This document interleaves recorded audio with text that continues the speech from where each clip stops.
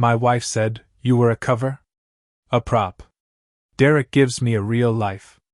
You give me stability. A safe face. That's all you were ever good for. Hey Reddit, throwaway account because this is messy. I'm Ryan 35.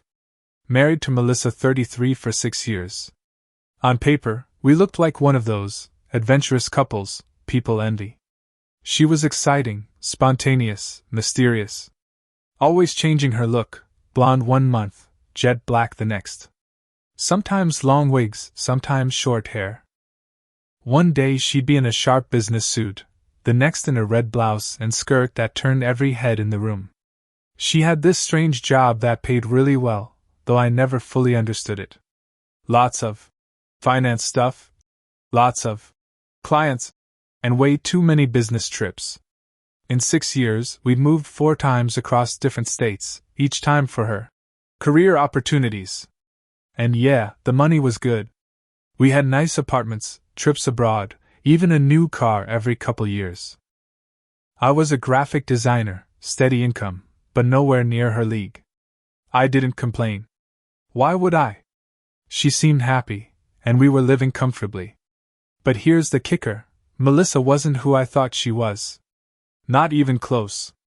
Turns out my mysterious, successful wife wasn't just cheating on me, she was laundering money. And the way I found out? That's where the nightmare started. The first crack showed up on a random Tuesday night. Melissa had just come back from a business trip to Chicago. She walked in late, looking incredible, tight black dress, hairstyled, smelling like expensive perfume. I kissed her hello, but she pulled back, muttering she was exhausted. She dropped her bag on the couch and went straight to the shower. Something about it nagged at me. Melissa usually threw her luggage in the bedroom. Curiosity got the better of me. Inside her purse, I found an ID card. Same photo, but not her name. The badge said, Stephanie Clark, consultant. When she came out of the shower, I held it up. Melissa, what the hell is this?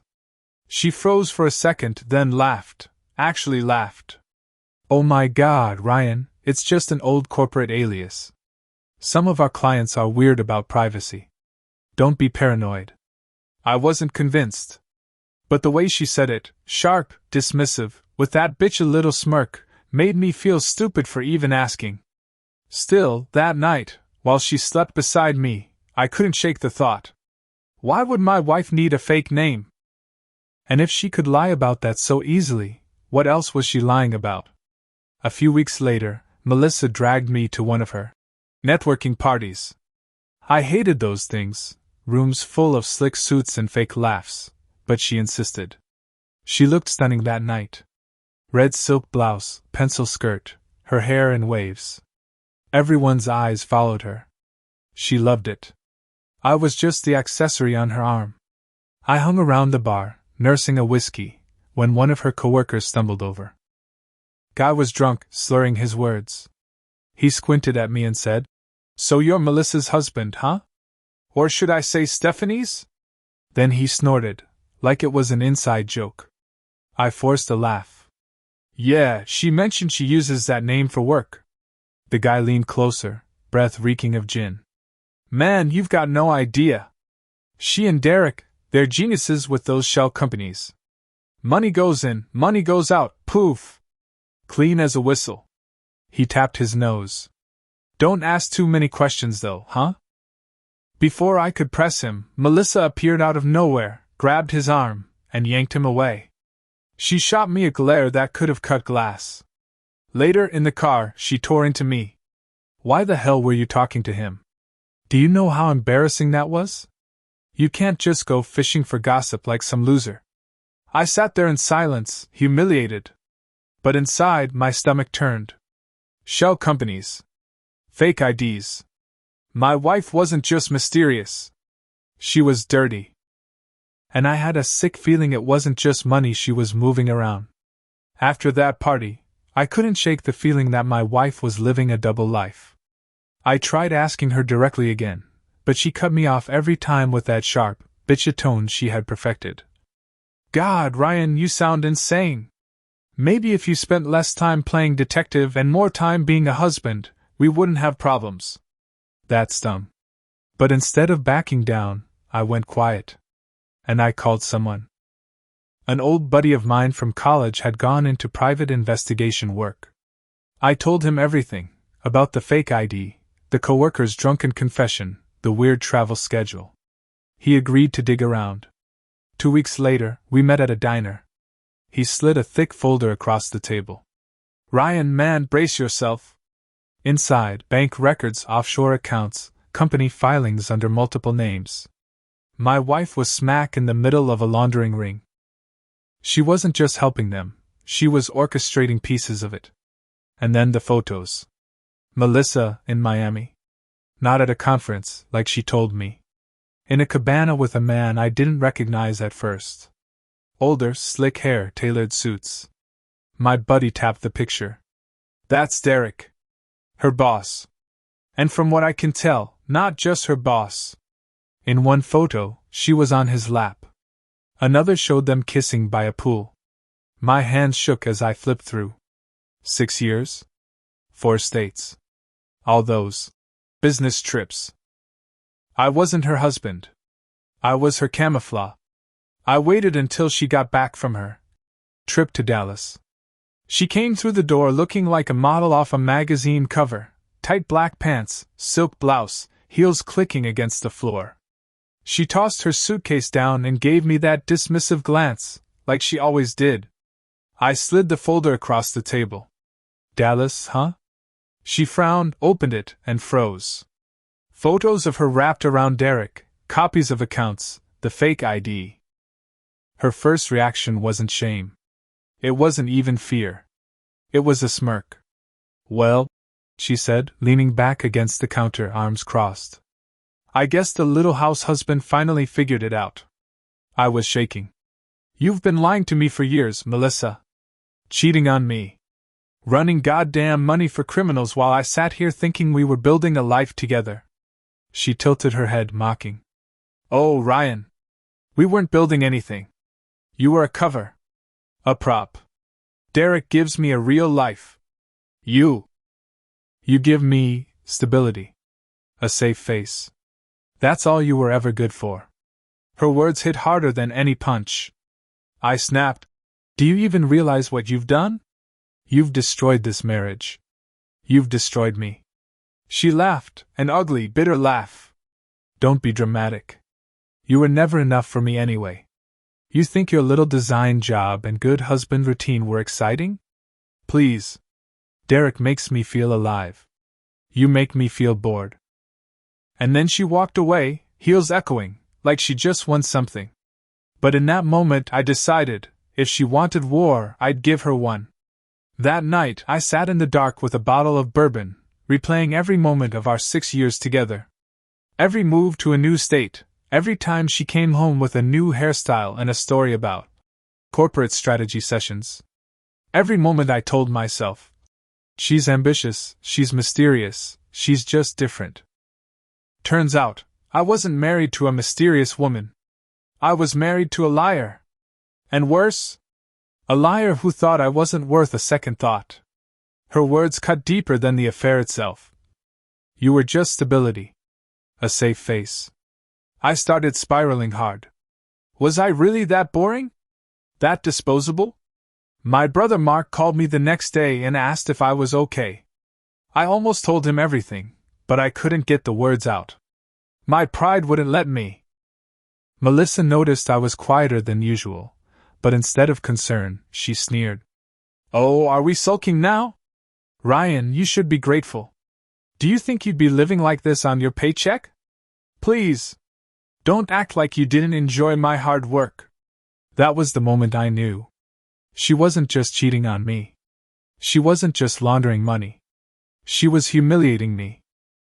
And if she thought I was going to let her walk away with everything, my pride, my dignity, and maybe even my freedom if the feds came sniffing, she was dead wrong. A couple nights later, I caught my reflection in the bathroom mirror. Red eyes, patchy stubble, hunched shoulders. I looked like a man who'd already lost. And it hit me, That's exactly what Melissa wanted. She wanted me broken. Pathetic. Easier to throw away while she built her real life with Derek. No. Not happening. That night, I cleaned up, shaved, and started thinking clearly. If Melissa was laundering money, and I had proof, then she wasn't untouchable. And if she thought I was just a cover, then I'd flip the script. I went back through the PI's folder. Offshore accounts. Shell companies. Hotel receipts. Enough to burn her and Derek both. Instead of confronting her again, I started smiling at her bullshit stories. Book club in Denver? Sure, honey. Client dinner in Miami? Have fun. I played the part of the clueless husband. But behind the scenes, I called the PI again. You still got contacts with federal investigators? I asked. He hesitated.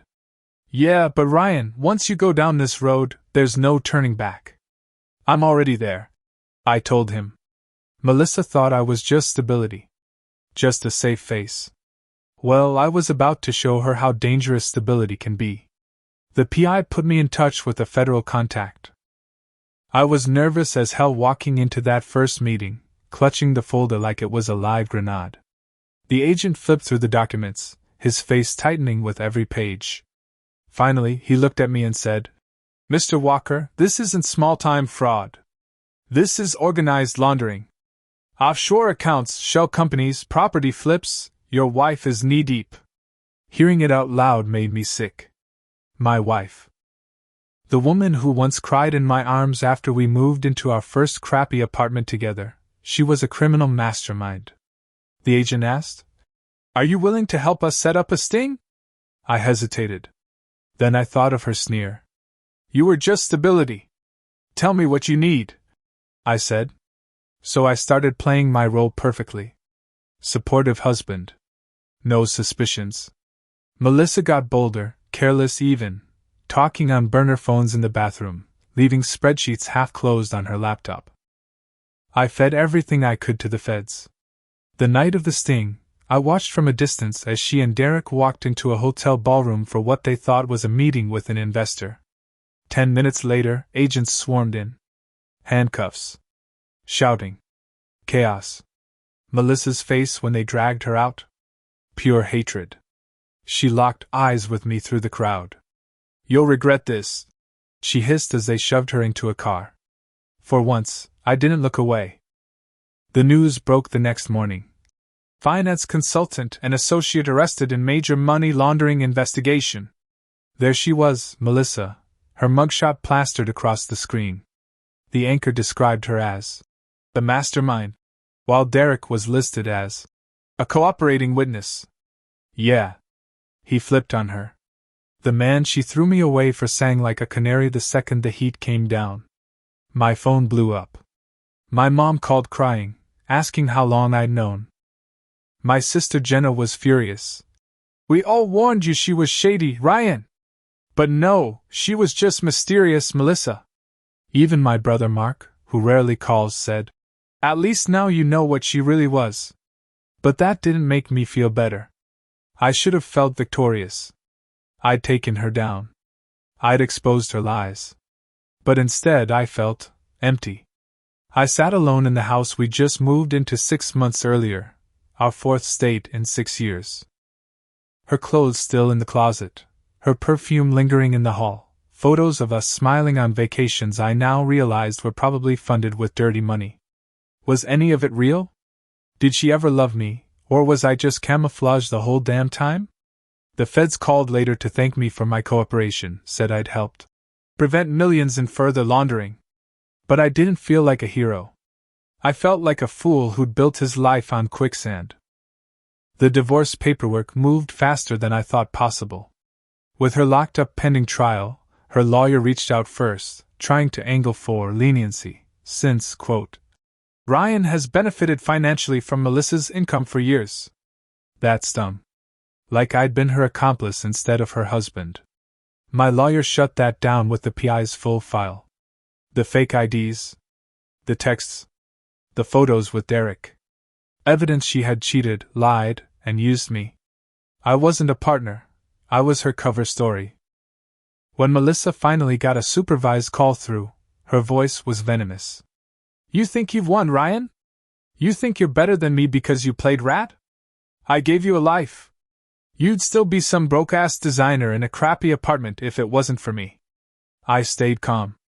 "I'd rather be broke and honest than rich and married to a criminal who never loved me." She snarled.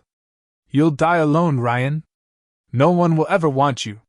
Not after this. You're nothing without me." And for the first time I laughed. Not because it was funny, because she sounded desperate. Pathetic. The woman with 1,000 faces, stripped of all of them, left only with the truth. She was nothing without the lies. The papers went through 2 weeks later. I walked out of that lawyer's office a free man. But freedom felt heavier than I expected. The day the divorce was finalized, I sat in my empty living room staring at the walls. No Melissa.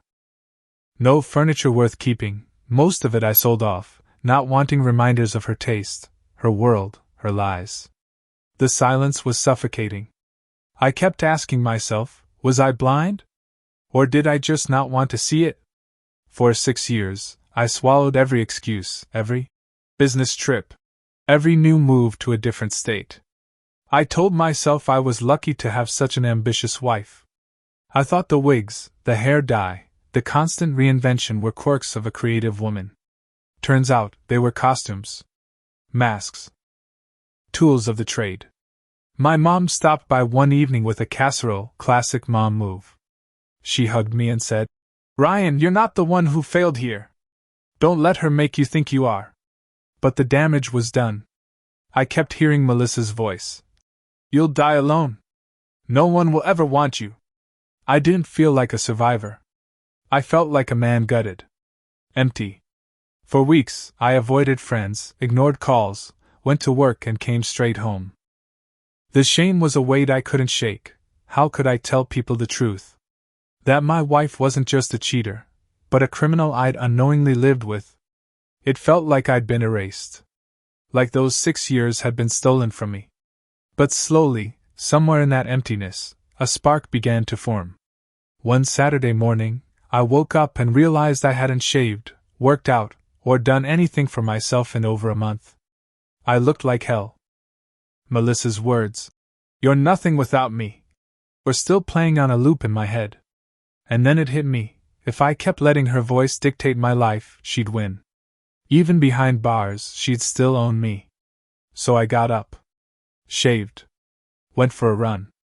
It damn near killed me. I was gasping by the first mile.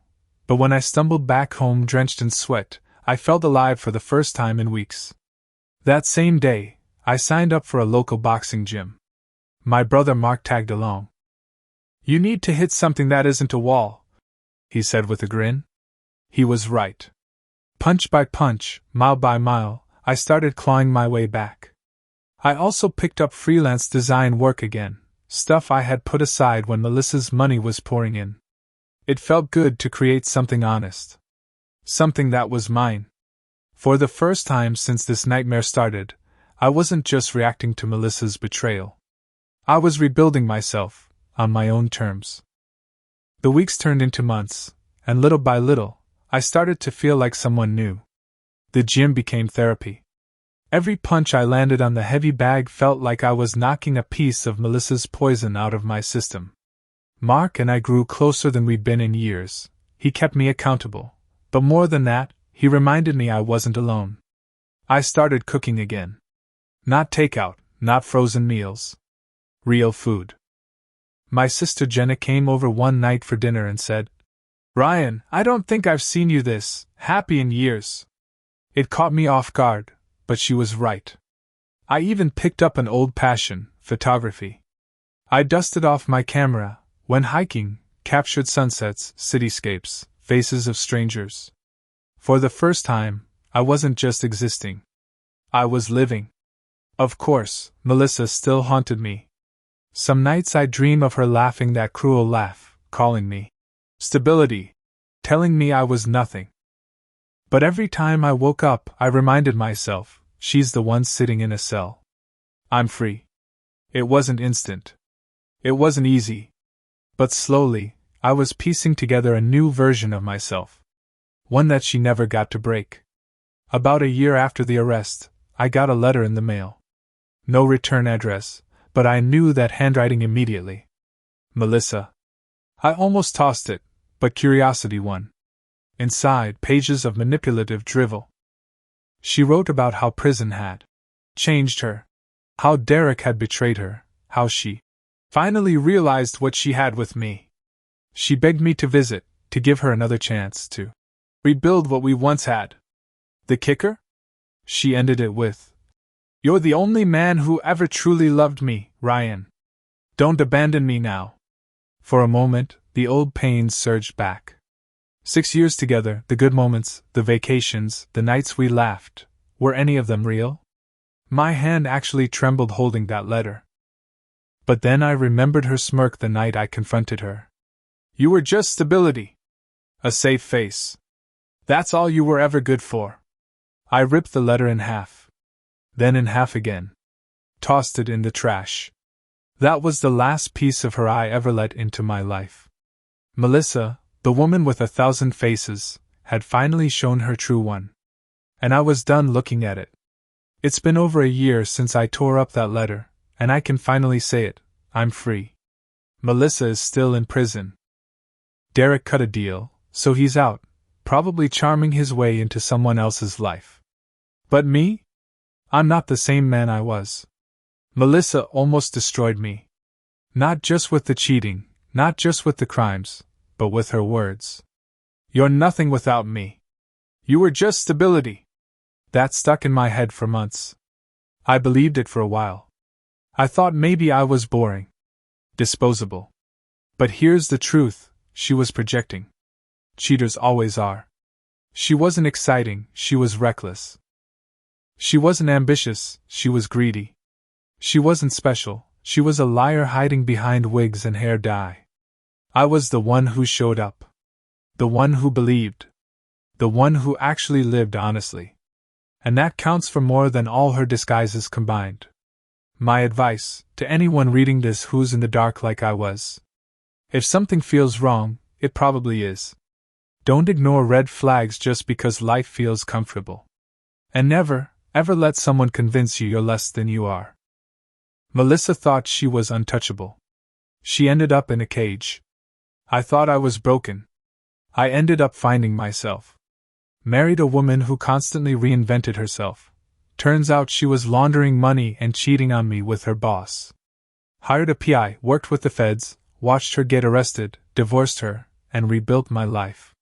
She wrote from prison begging me back, but I shut that door forever. Now I'm stronger, freer, and finally know my worth.